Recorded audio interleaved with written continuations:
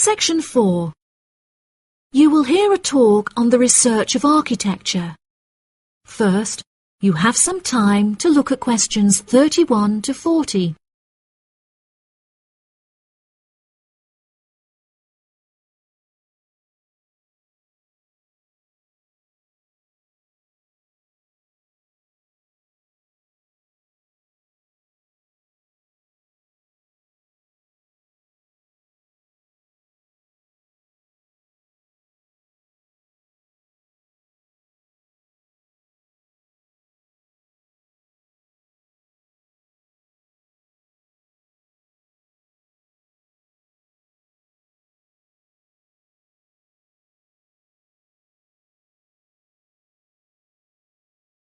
Now listen carefully and answer questions 31 to 40. Welcome, class, to your very first lecture in this series on architecture, conducted by myself, Dr. Torben Dahl. Today we will be looking into the relationship between climate and architecture, where I will be giving you a critical overview of the main climate influences that shape the design of buildings. Throughout this lecture series, we will be looking at the latest research into climatic design carried out by experts in the field, in addition to case studies and examples drawn from modernist practice, both in cities and rural areas. Now, acid rain is one of the climatic elements with the most devastating effects on our architecture. The chemicals in acid rain can cause paint to peel, corrosion of steel structures such as bridges, and erosion of stone statues. Since the 1970s, our government has been making great effort to reduce the release of these chemicals into the atmosphere, with positive results. Private organizations have also been raising awareness and funds, and recently received a huge donation from the bank. It is interesting to look at the studies that have been carried out into the effects of acid rain at varying altitudes.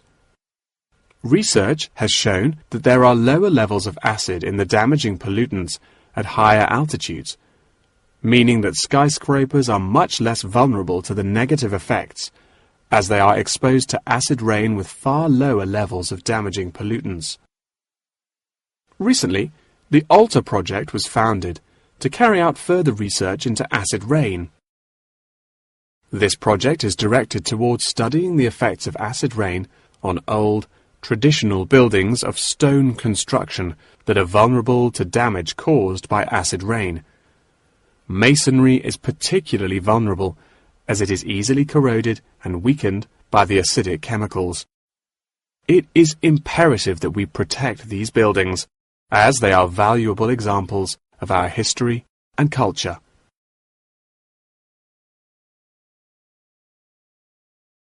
Pollution is one of the main sources of concern in the present day.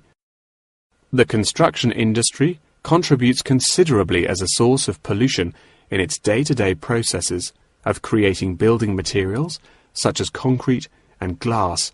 However, more new sustainable methods are being developed to counter this.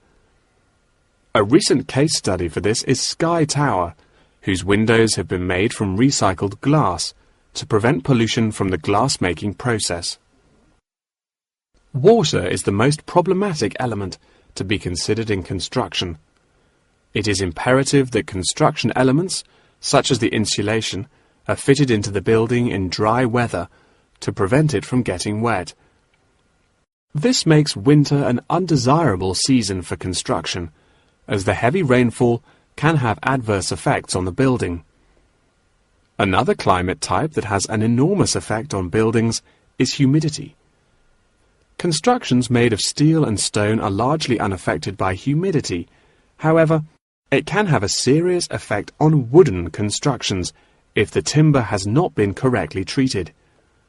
Moisture from the air can condense in the grain of the wood, which then swells and shrinks in proportion to the magnitude of change in its moisture content. This variation in size can have disastrous consequences. In areas of the world that are prone to earthquakes, certain design and environmental conditions are preferable for protecting buildings in the event of a tremor. Engineers have come up with numerous building procedures to help minimize shaking in buildings. For example, tall buildings have height restrictions and counterweights, and multi-story buildings have reinforced floors and walls. Ground conditions are a cause for worry in many constructions, as often the soil is of the wrong density to protect the foundations. Luckily, technology has now been developed that can help to minimize damage by earthquakes. Seismic sensors can give prior warning when an earthquake is about to happen, so that preparations can be made to protect both the people and the buildings from harm. The movement of building structures can now also be measured and monitored over time by architects.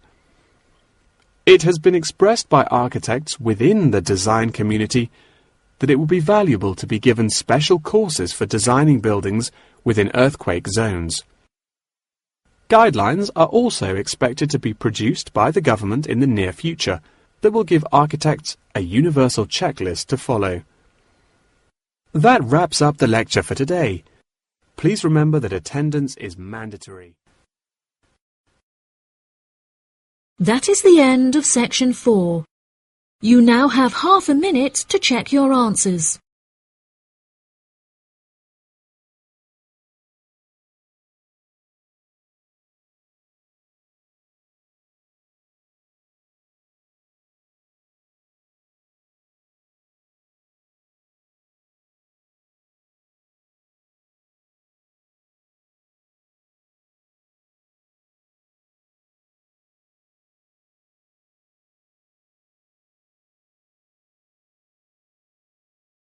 That is the end of the listening test.